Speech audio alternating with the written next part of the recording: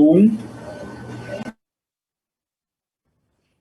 Estamos de volta com o Set Experience Live. Entre no nosso chat que está super animado, dê a sua opinião, participe com a gente, faça os seus comentários. O próximo painel será moderado por Hugo Nascimento, diretor de tecnologia da AD Digital e coordenador do grupo de trabalho da indústria 4.0 da SET. Hugo é engenheiro e tem 15 anos de experiência desenvolvendo projetos de Play TV, IPTV, DTH, TV a cabo em diversos países. O Hugo está presente aqui em nossos estúdios, então vamos conversar aqui. Hugo, seja muito bem-vindo. Quando nós analisamos as estratégias das grandes e pequenas companhias de mídia, sejam elas produtores de conteúdo ou distribuidores, nós percebemos que elas estão focando num único personagem, que é o usuário final.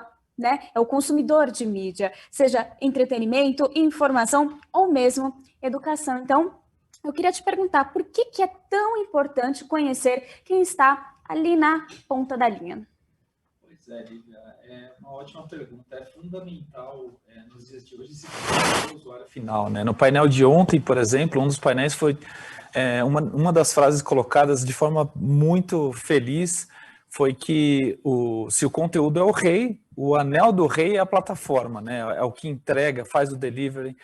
Conhecer efetivamente o usuário final faz com que você mantenha esse usuário engajado, mantenha esse usuário cada vez mais dentro da sua plataforma. Um dos maiores concorrentes hoje das plataformas, como já foi bem dito anteriormente, é o sono, né? Você pode ficar usando ali a plataforma até o momento que você desliga. Então, manter esse engajamento do usuário, manter o usuário ali junto de ti o tempo todo e fazer com que a sua plataforma seja relevante para o usuário final é um dos temas que a gente vai usar agora.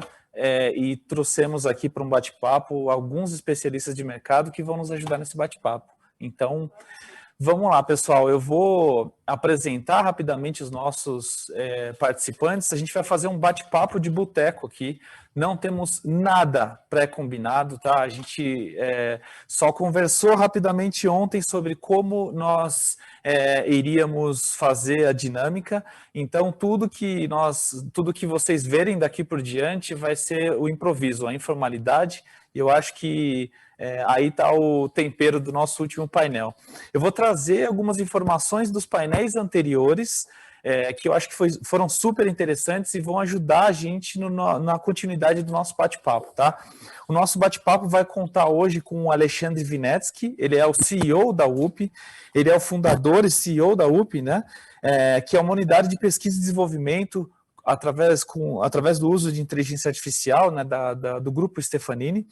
E ele vem também trazer um pouco da experiência internacional dele, que já não é de 1 ou 2 anos atrás, ele já vem fazendo uso bastante intenso da inteligência artificial, que ganhou essa intensidade aí nos últimos 2 anos. Então, Alex, muito bem-vindo, obrigado por estar aqui conosco hoje. E aí, além do Alex, nós temos também o Rafael Vieira, que a partir desse momento vai virar o Rafa. O Rafa, ele é o CEO da eSportistics, ele é o cofundador e CEO da eSportistics, ele tem liderado projetos de intersecção de tecnologias, né, em formatos disruptivos de mídia e conteúdo audiovisual, e principalmente voltados para o esporte. Eles têm projetos muito interessantes, e previamente o Rafa ele tem uma carreira brilhante numa área que não tem absolutamente nada a ver com o nosso mercado. Ele é do mercado financeiro, trabalhou na indústria de private equity, venture capital e investment banking.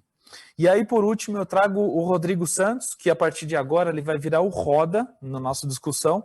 O Roda, muito bem-vindo, ele lidera hoje a área de design da Globo.com, passou pelos diversos sabores aí que existem dentro da Globo.com, GE, Premiere, Cartola e assim por diante. O Roda, ele vem liderando a Globo nas experiências digitais, através do uso de equipes multidisciplinares. Esse é um dos temas que a gente deve tratar hoje aqui. em projetos interorganizacionais e vem fazendo o desenvolvimento de visões e estratégias, chipando produtos para milhões e milhões de brasileiros, né, todos os dias. Ele faz através da interface com o cliente, né, da internet, o uso desde 2005, tendo a oportunidade de trabalhar com algumas das pessoas mais talentosas do Grupo Globo. Né?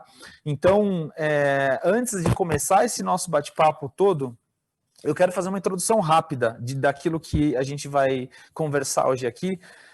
Eu quero começar esse bate-papo trazendo um pouquinho, pescando um documentário que eu acho que grande parte de nós já vimos, né, no Netflix. Eles fizeram aquele The Social Dilemma, que ele trata das técnicas de design que as empresas, as principais de mercado, se fizeram uso, né, para coletar as informações do usuário final. Então, o usuário final, que aparentemente, né, é o grande usuário das plataformas, na verdade, ele é a grande fonte de informação para que as empresas conheçam o psicológico, como as pessoas reagem ao uso de determinadas tecnologias, para que eles possam fazer, por exemplo, grandes data lakes e se utilizar dessa informação para continuar sendo relevante, né, para o mercado, para a entrega. E aí essas plataformas utilizam o uso simultâneo e coletivo de diversas fontes de dados, né, para que eles, por fim, possam fazer com que efetivamente a plataforma tenha na sua interface com o usuário, né, na sua parte mais próxima do usuário final, se beneficie de manter esse usuário engajado aí, né? Uma das coisas bem interessantes, na semana passada, nessa comunidade de inteligência artificial, foi divulgado aí que os chineses desenvolveram uma rede neural específica para fazer o entendimento do sarcasmo nos diversos idiomas, né? E isso é uma coisa bem interessante, porque uma das formas de se fazer uso, né, de inteligência artificial hoje no mercado de mídia e entretenimento é você fazer essa análise de sentimento, né? Se a pessoa está feliz, se ela está triste, entender o contexto de determinado diálogo passa pelas diversas nuances da psicologia humana, e o sarcasmo não deixa de ser uma delas.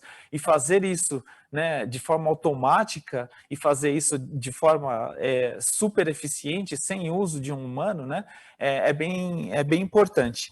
Alguns dados que nós tivemos hoje, né, nos painéis anteriores, vocês tiveram o privilégio de acompanhar os primeiros painéis, vocês ouviram provavelmente o Luiz Camargo do Google falando um pouquinho, né, de que a publicidade deve ser aproximadamente 60% do income, né, da forma de renda das empresas de mídia aí no futuro, e que 25% do total dos dados gerados no mundo devem estar voltados para o nosso mercado de mídia e entretenimento. Um quarto dos dados gerados é muita coisa. Então, colocando esse contexto em linhas gerais, eu chamo agora um pouquinho para conversar com a gente, para dar o ponto de vista dele, o Roda. Roda, você podia, por favor, se apresentar e falar um pouquinho do que você faz, como é que você faz o uso, né, de dados hoje, para melhorar a experiência de usuário no Grupo Globo, por favor.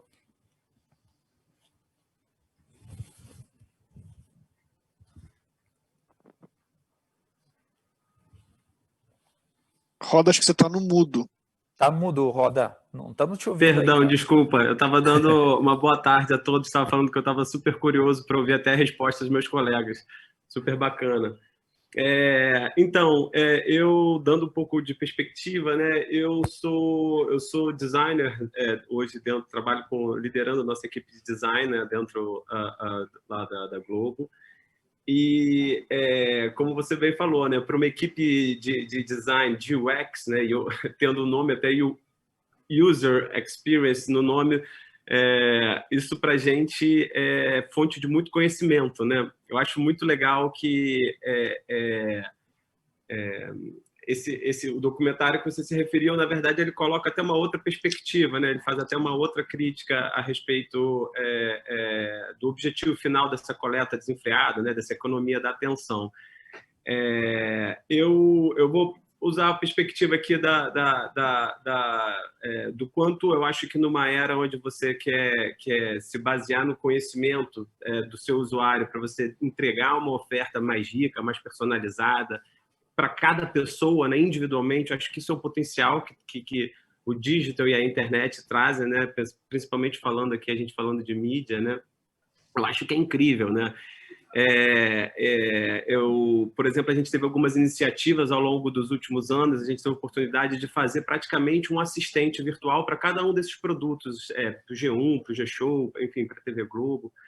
E o aprendizado foi enorme ao longo da gente explorar isso, né? Acho que uma coisa muito bacana aqui sei lá, né, pensar que, independente do modelo de negócio que existe atual nessas plataformas, a gente já poder estar brincando e se capacitando e aprendendo a desenvolver os nossos produtos para essa realidade VUI first, né, de Voice User Interface, né?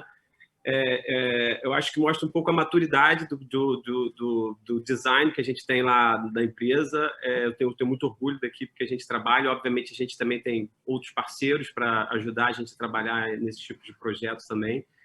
E só para tangibilizar aqui, responder um pouco da pergunta, a gente estava fazendo... Porque quando você faz... É muito legal quando você lança um projeto desse de um assistente, né? Ele tem as queries, né? Os inputs dos usuários lá de forma muito explícita, né? Isso para quem é designer, né? Que tem... Às vezes precisa fazer uma pesquisa, um teste de usabilidade, né? A gente tem todo o nosso laboratório, a gente faz um recrutamento para conseguir conversar com os nossos usuários. Praticamente a gente conversa com o usuário por dia, a gente fica brincando aqui na nossa média. E aí, quando a primeira vez que a gente fez isso foi muito legal, de você olhar que está lá exatamente o que o cara falou, né? Você consegue ver até, às vezes, quando o cara estava bastante frustrado, quando ele falou até um palavrão, né?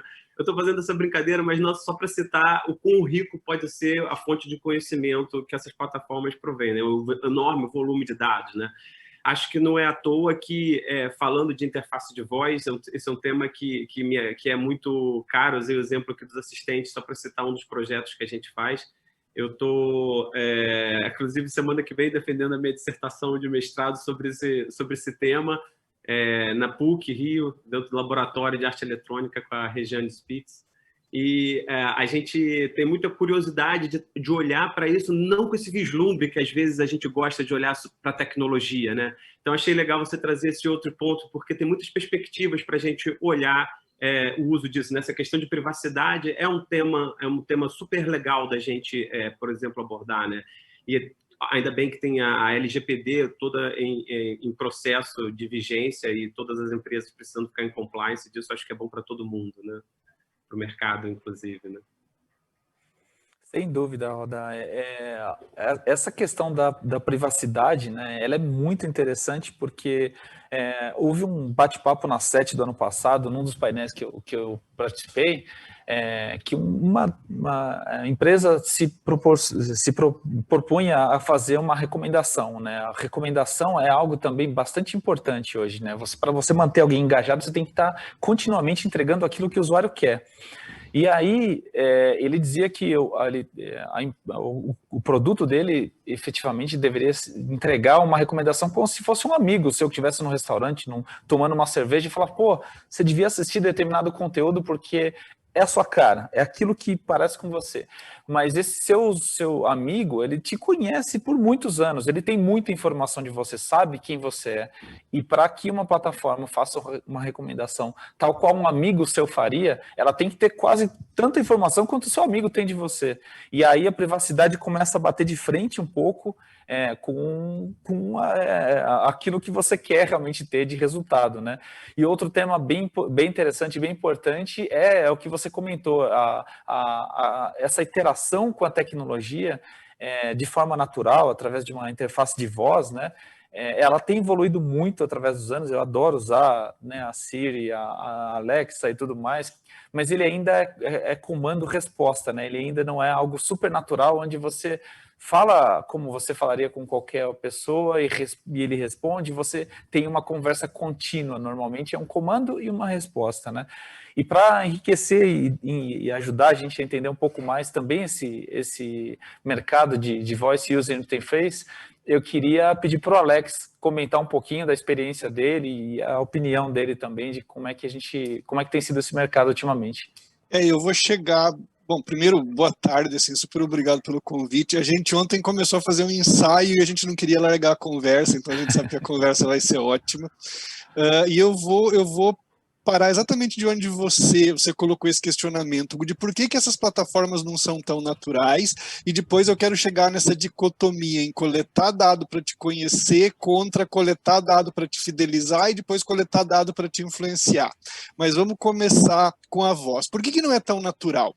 O que a gente tem que se dar conta é que a gente está falando, quando a gente fala de processamento de voz, de 3 processos, na verdade, não um. Ele parece um, mas eles são 3. O primeiro processo é um processo de transformar um elemento físico, som, em dado. Então eu começo com uma voz num ambiente aberto e eu tenho que transformar isso num texto para imputar num segundo elemento, que é um núcleo cognitivo, que vai ter que, portanto, compreender o contexto do que você está falando, gerar uma resposta para novamente transformar um dado digital num outro elemento físico, sintetizar e devolver a voz para você. Então, esse processo, ele demanda uma capacidade de processamento muito grande, e para ele ser natural, eu preciso evitar uma armadilha chamada latência. Então eu preciso fazer com que esses 3 processos aconteçam num período de 2 ou 3 segundos, porque se demorar mais do que isso vai começar a ficar robótico, e a verdade é que até alguns anos atrás, eu acompanhei o começo desse mercado, a gente não tinha essa capacidade de processamento, e a gente não tinha a capacidade de gerenciar os datasets necessários para conseguir processar todas as variações, primeiro da voz humana e depois para conseguir compreender contexto. Essas duas frentes, elas evoluíram demais. Então, até 4, 5 anos atrás, quem trabalha com processamento de voz sabe que para a gente conseguir captar ali 60%, 70% de um discurso, a gente precisava de um microfone de altíssima qualidade, numa sala fechada, num estúdio, falando numa velocidade determinada, com calibração dessa voz, e se eu não fizesse tudo isso, eu estava abaixo de 60%, e abaixo de 60% é um horror, e eu explico por quê. Imagina que você tem uma página lá com 1000 palavras, e aí, então eu tenho um texto, né, um artigo com 1000 palavras, e aleatoriamente eu tiro 10% das palavras. Meio que dá para entender o que estava ali. Aí eu tiro 20% das palavras, que para a gente é meio que o limite do que um sistema de voz teria. Ainda meio que dá para entender. Tira 30%, não dá para entender mais nada.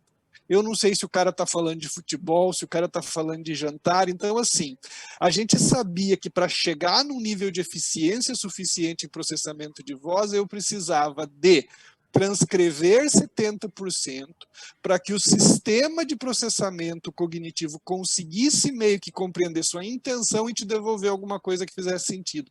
Tudo isso é complicado de fazer.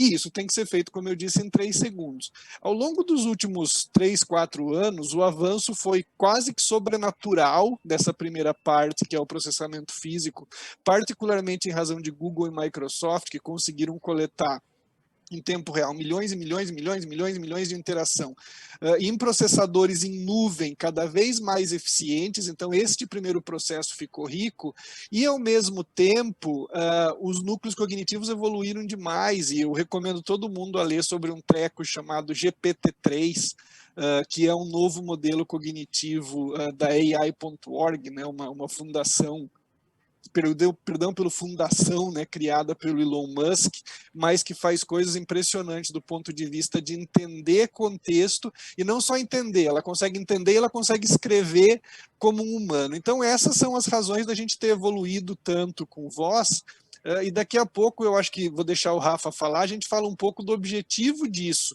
que obviamente é aumentar a eficiência do nosso tipo de interação com máquinas, né, porque é mais fácil interagir com máquina através de voz do que através de qualquer tipo de interface de usuário, e o Roda é um dos melhores caras do Brasil nisso, mas gerar uma imersão também muito mais rica. Então daqui a pouco a gente volta para esse assunto.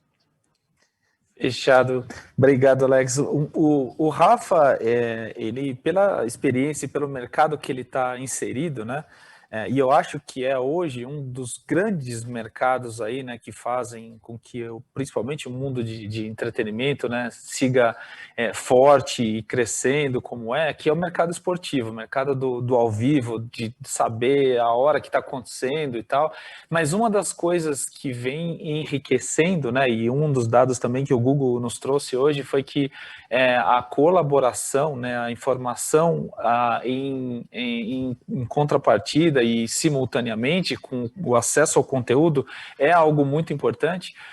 A estatística, quando vem em conjunto com uma transmissão esportiva, ela é algo enriquecedor, é algo que o usuário final se sente realmente com mais acesso àquela informação, inclusive para ele ter informação para ele poder compartilhar e comentar, enfim, e comparar, né?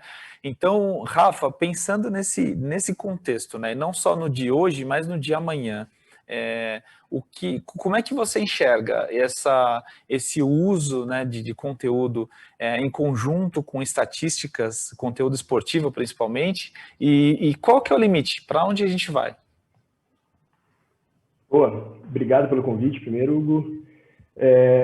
Não, o gancho foi interessantíssimo, eu acho, falar do Roda e do Alex, porque não só tem tudo a ver com o que a gente tem feito, enfim, na nossa área de atuação, mas eu acho que tem bastante a ver com, enfim, o caminho que mídia, entretenimento em geral e esporte especificamente, já falo um pouco disso, estão tomando. E acho que um bom começo é falar sobre como, apesar dessa evolução, o Alex falou bem, né? A última 3, 4, meia década, a evolução que a gente viu foi de fato notória e permitiu com que a gente tivesse hoje experiências que a gente nem sonhava ter há pouco tempo atrás, mas, na minha opinião, a gente ainda está engatinhando. Seja porque, enfim, tem muito para de fato, se debruçar, se estudar e se melhorar nesses processos especificamente, mas também por questões de infra mesmo, por questões técnicas que a gente está... Primeiro que são muito díspares entre geografias e entre setores, mas também eu acho que tem muito a crescer ainda. Processamento, latência são só alguns algumas das palavras-chave nessa frente que a gente, 5G está aí para provar que alguns países já estão vários passos à frente e outros ainda estão engatinhando. Talvez eu complemente dizendo também que, enfim, várias dessas coisas que a gente está discutindo aqui, várias dessas experiências que a gente mira lá para frente e está começando a ver agora, só são de fato possíveis, enfim, via o advento de digital e social e N plataformas, como a gente tem visto recentemente, não só por elas trazerem esse elemento de personalização mesmo, essa experiência tailor-made quase, mas também por possibilitarem, cara, teste AB mesmo, sabe? Muito tentativa e erro, quer dizer, o que funciona para esse grupo de pessoas talvez não funcione para esse. Eu tenho um grupo aqui de fãs e entusiastas que, como você comentou, talvez gostem de consumir conteúdo esportivo vendo estatística, gamificando, apostando, mas talvez tenha os caras mais tradicionais que ainda estão com a experiência centrada numa única tela e querem pouca distração. O desafio e o divertido de tudo isso, eu acho que é chegar num modelo vencedor. E talvez não tenha talvez o X da questão aqui seja que a experiência, um modelo final vencedor, seja de fato esse tailor para cada usuário. Chamou a atenção também o teu comentário, Hugo, sobre como, enfim, publicidade em geral vai gravitacionar ao redor de mídia e como essas plataformas que a gente conhece e várias outras que vão surgir vão ser um pouco o centro desse universo daqui para frente. E eu estou animado para, enfim, a razão de ser da minha empresa é um pouco responder a essa provocação e eu estou animado para saber o que o futuro nos reserva nessa frente, porque de fato as perspectivas parecem sensacionais.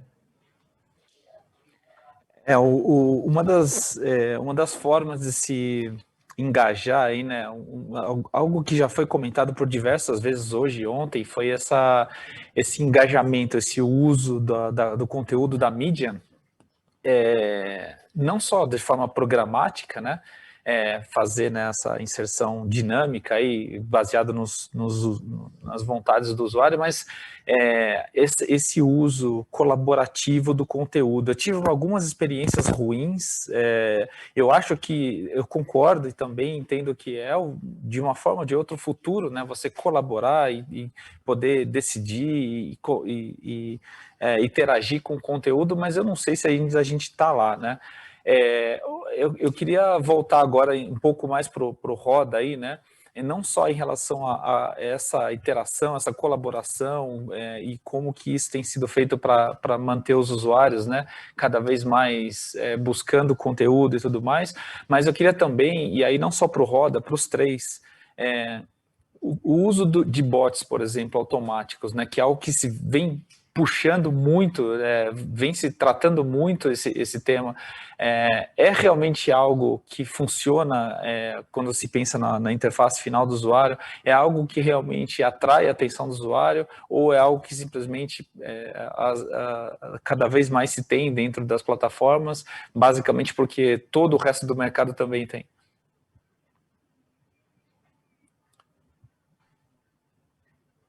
Cara, eu acho que um bot, em essência, né, ele é uma interface gráfica, né, porque ele necessita uma interface gráfica, mas ele é baseado no design conversacional, né? E isso é a base até para falar de voz também. Então, assim, eu acho que ele consegue estruturar, assim, principalmente quando você pensa na jornada do consumidor inteira, né? Existem momentos dessa jornada que é muito natural você querer resolver alguma coisa falando, né?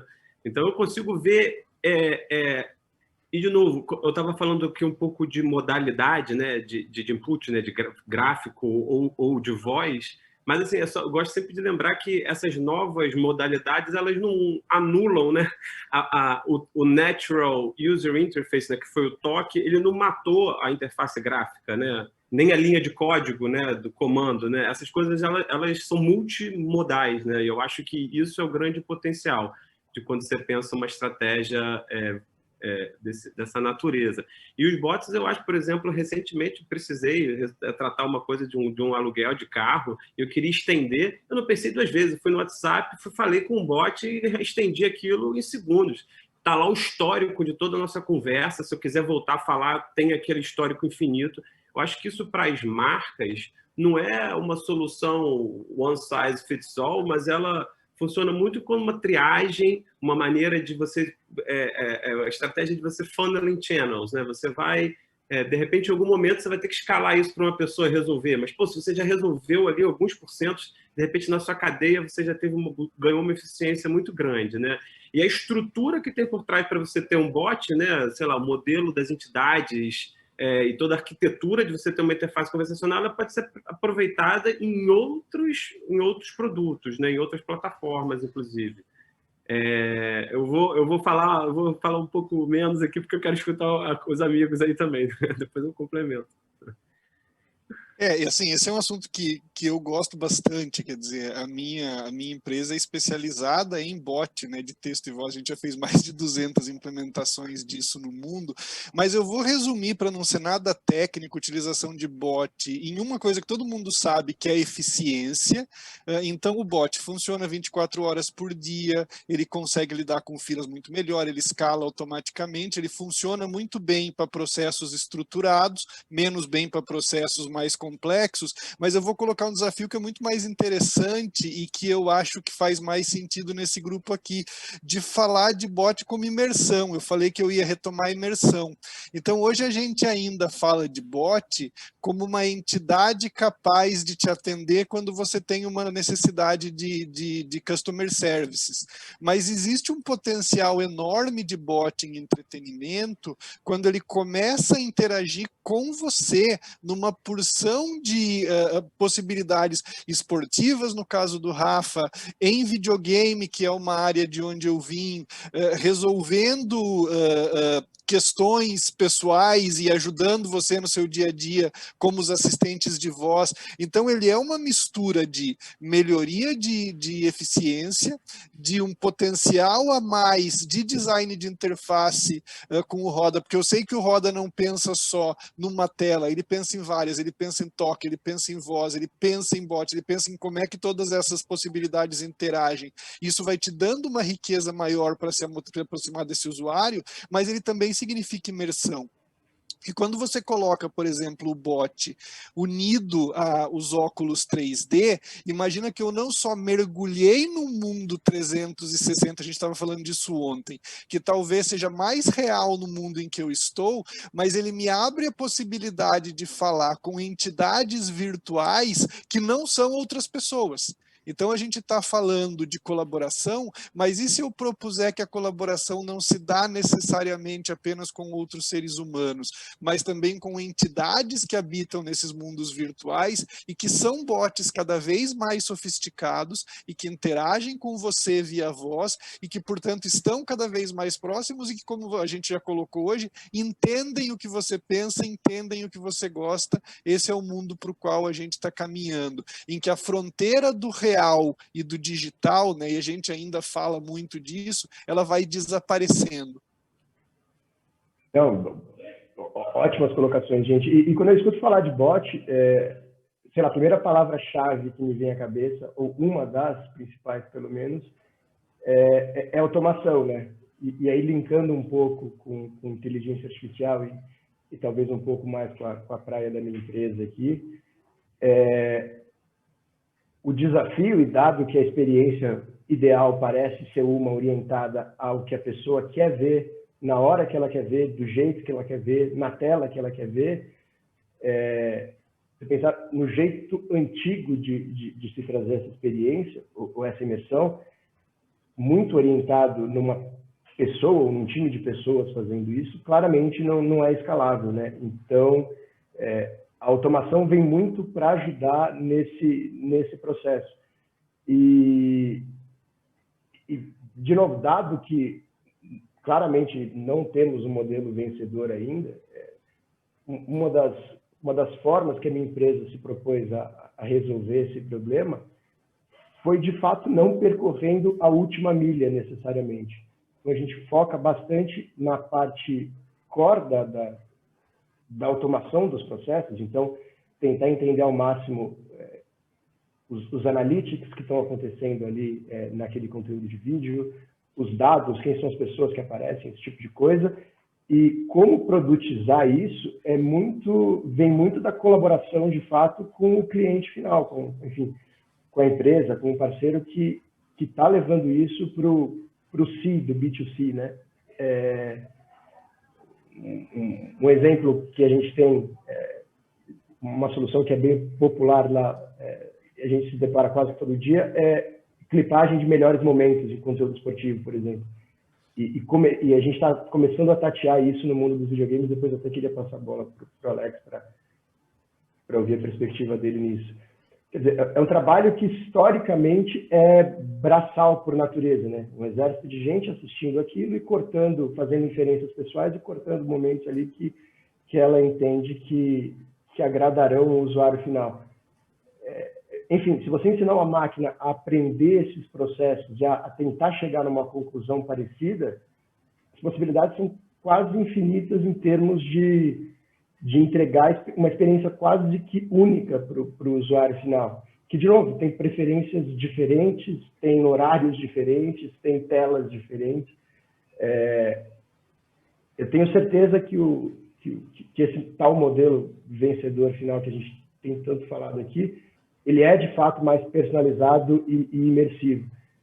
Mas a contrapartida disso tem que vir de automação, seja bot, seja visão computacional, seja ferramentas que tornem isso possível sem a necessidade de fato, você ter dezenas de milhares de editores, de produtores fazendo esse trabalho do jeito que a gente conhecia até hoje. Esse é um ponto primordial que você tocou, Rafa. Eu vi há 3 anos atrás, em uma feira, não era um bot, mas era um sistema, entre aspas, né, que fazia o trabalho de um jornalista. Mas como que ele fazia isso? Vamos supor que eu consigo pagar um comentarista esportivo, um jornalista, para fazer a cobertura da Série A, da Série B, eventualmente do campeonato, porque porque você tem anunciantes, tem interesse, tem muito público e tal, mas aí se eu começo a falar de Série C, Série D, Série E, ou coisas que, eventualmente, mercado financeiro, em cima de ações que estão lá no finalzinho da cauda, lá, que também é um pouco do seu mercado, já começam a se tornar algo, como você disse, se eu quiser fazer isso em escala, ele não fecha a conta, não paga, não tenho como fazer isso, não tenho como cobrir tudo a todo o tempo.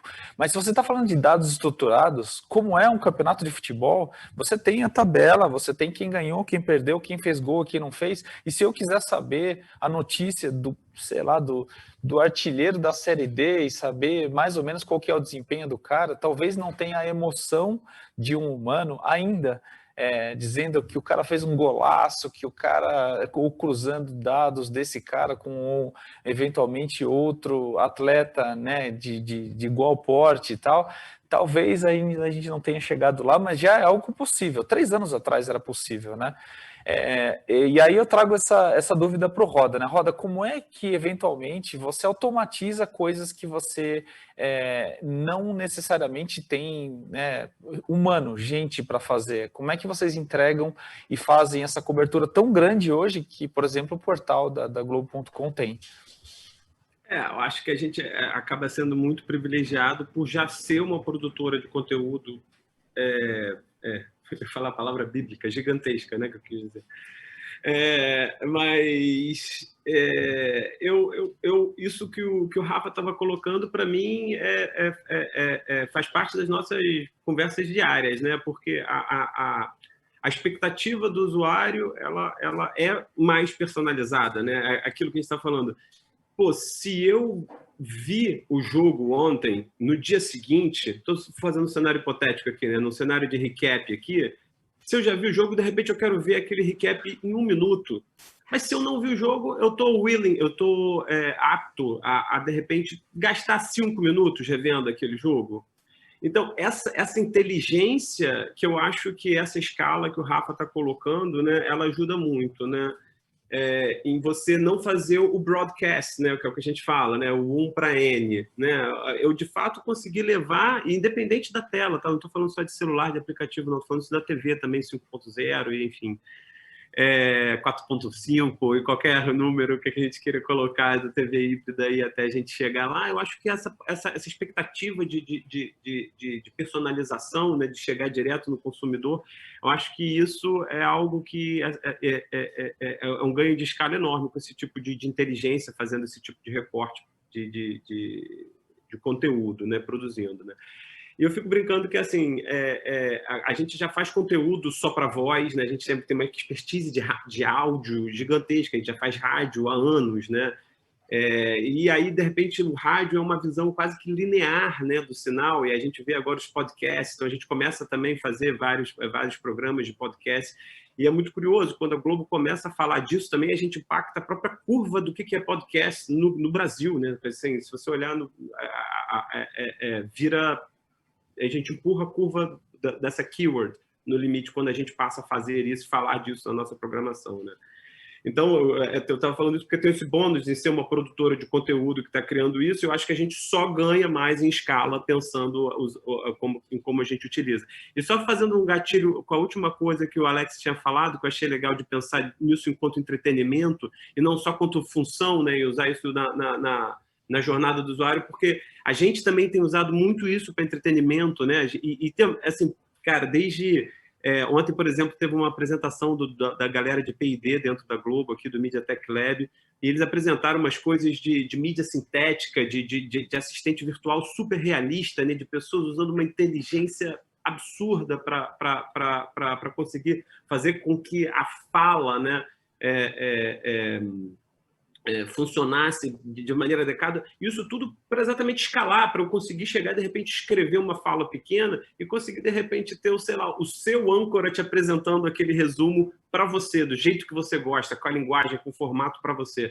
De repente, a informação pode ser até a mesma, mas existem várias maneiras de se contar aquilo. Então, por que não usar todo esse aparato para contar essas histórias de maneira mais personalizada, né? Eu acho que tentando juntar um pouco as coisas aqui. Tem bate-papo aqui para pelo menos mais umas 2 horas. Pessoal, a gente não tem mais muito tempo, então eu queria pedir aí pelo menos uns 3 ou 4 minutos aí de resumo de cada um de vocês, no ponto de vista de vocês, né? A gente tem uma série de temas aqui que a gente poderia cobrir, né? Essa coisa da recomendação humanizada, né? Dessa interação com a tecnologia de uma forma natural, essa coisa dessa mudança de consumo, né, e fazendo com que as plataformas que fazem a entrega do conteúdo, elas se direcionem e também se adaptem para que a mudança do consumo ela seja contínua e o conteúdo continue relevante todo o tempo. E, por último, tem um grande volume de conversas aí nesse movimento de low code ou no code. Ao contrário a gente realmente tem, né, uma quantidade brutal de código que precisa ser feito e entregue para que a coisa realmente funcione e seja inteligente o suficiente, mas existe um movimento desse low code no mercado. Eu queria saber um pouco a opinião de vocês sobre isso, e aí a gente já faz um encerramento logo depois. Então, por favor, aí, quem se habilita? Eu vou tentar resumir um pouco antes disso, falando uma coisa que eu acho que é legal e que a gente não mencionou hoje, né? A gente falou de tantas grandes novas possibilidades e a gente sabe que nós temos muitas indústrias, e a indústria de mídia é uma indústria que sofreu muito o impacto dessas novas tecnologias, e eu acho fantástico como alguns dos líderes dessa indústria conseguiram receber esse impacto inicial, responder e continuarem líderes, se reposicionarem como líderes novamente. 3 exemplos aqui, um obviamente é o da Globo, liderado pelo Roda, que demorou muito tempo para entrar na internet, mas quando entrou como Globo, entrou com a qualidade de Globo, entrou com o conteúdo de Globo, entrou com a capacidade de se desafiar de Globo, e isso foi um movimento muito legal. O outro, a Folha de São Paulo, né, que se tornou o UOL, e essa entrou muito mais cedo, acreditou muito mais cedo, também se posicionou como líder, enquanto que a indústria de jornais e de revistas passou por uma devastação. E o outro, finalmente, que é um jornal que continuou jornal, que é o New York Times.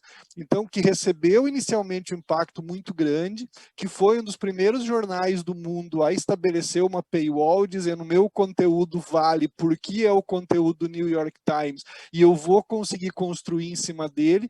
Hoje, o faturamento digital do New York Times já é muito maior que o faturamento físico, inclusive em publicidade também, e a empresa está muito bem. Então, assim, eu acho que o que a gente pode dizer aqui é que sim, você tem desafios enormes com todas essas mudanças que acontecem no ambiente de entretenimento, mas você também tem oportunidades de construir novos negócios e ter sucesso aí sim para as próximas décadas, se você colocar dentro da sua organização essa mentalidade de continuar buscando, entendendo o seu público e levando para ele o que ele quer e o que ele precisa no final.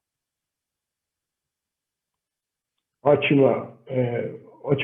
apanhado final, Alex. Eu concordo bastante. Volto um pouco, talvez, para as duas últimas colocações do Roda e do Hugo, que eu acho que são pertinentes para fechar esse papo aqui.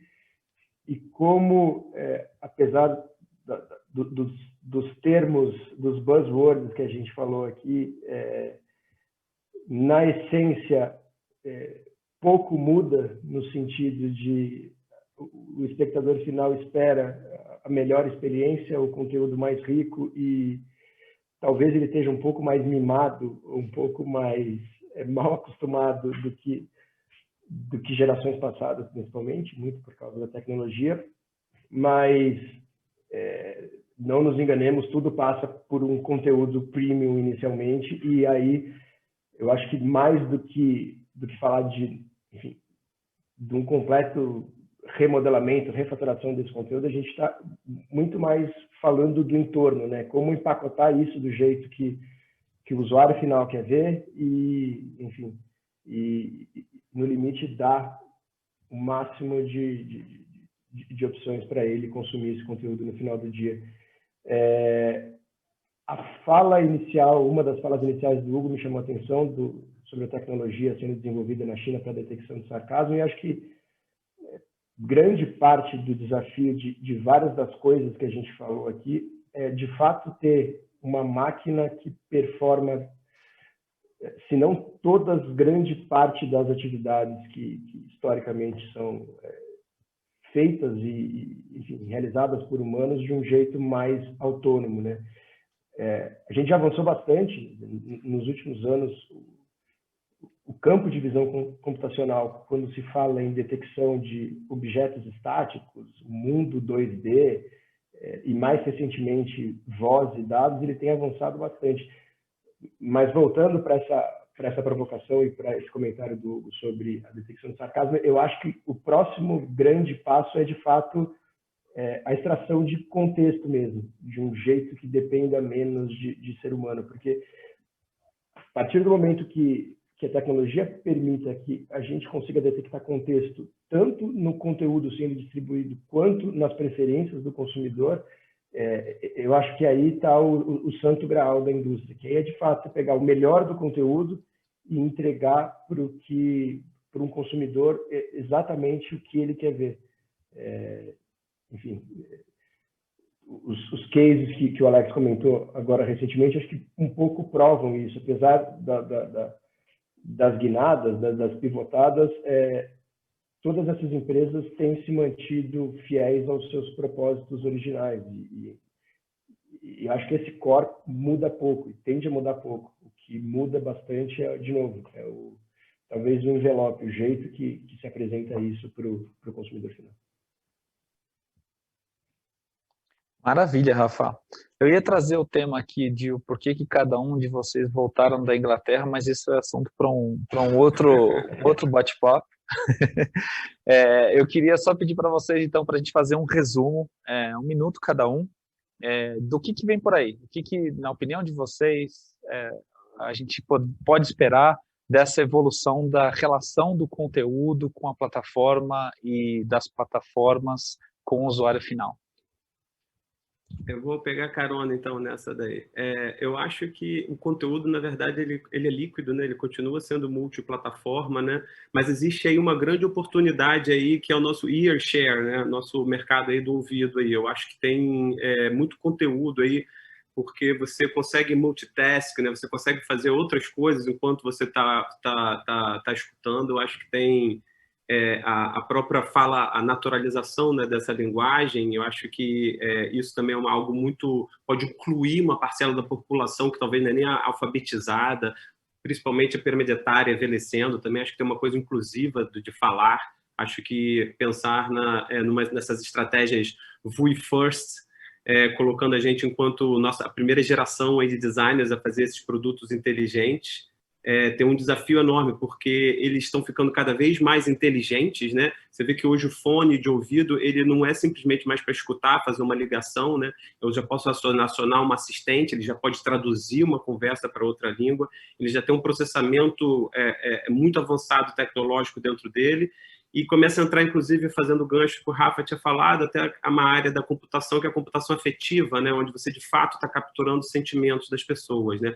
A capacidade e o lugar privilegiado que esses hearables, né, não sei se vocês já ouviram falar nesse termo, que é o wearables, né, dispositivos vestíveis, mas especialmente os headphones, né? Os hearables já são o maior segmento de wearables vendido no mundo inteiro, e para mim ele é o grande próximo salto, especialmente com o potencial de sensores que é possível colocar aqui dentro. Como sensores bioacústicos, por exemplo, cada um tem um som peculiar dentro do seu ouvido. Eu posso medir temperatura, eu posso medir se você está ingerindo, se você está alerta, se você está estático. Tem muito conhecimento que a gente pode capturar do usuário e criar mais conteúdo incrível aí, e usando da tecnologia a nosso favor para construir um mundo melhor. Bom, Rodar. Alex?